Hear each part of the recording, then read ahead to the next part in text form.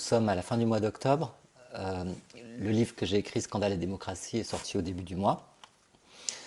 La forêt amazonienne brûlait depuis...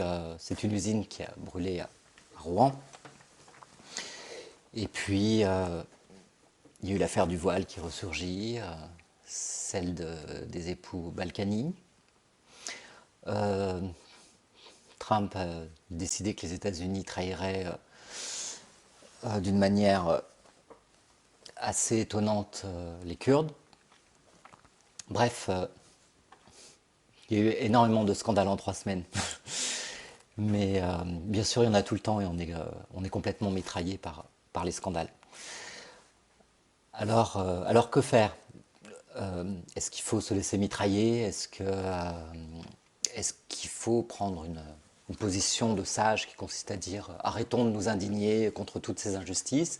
Mais ça voudrait dire quoi? Ça voudrait dire en fait arrêter d'être en contact avec le monde.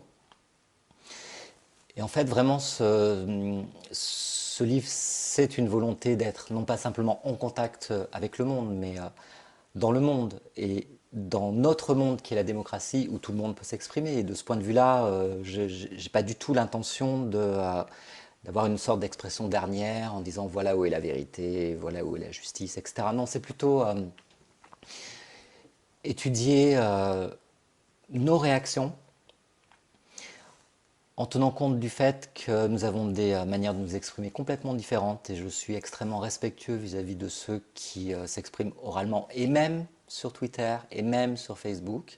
Je pense qu'on ne les écoute pas assez, que très vite on en vient à une sorte de discours antitechnologique qui est naïf et qui est dangereux parce qu'au bout du compte il vise à exclure aussi les utilisateurs des réseaux sociaux et finalement à exclure une bonne partie du peuple et donc de la démocratie. Oui, c'est vraiment un livre où j'ai voulu me mettre à l'écoute de ce que les gens exigeaient.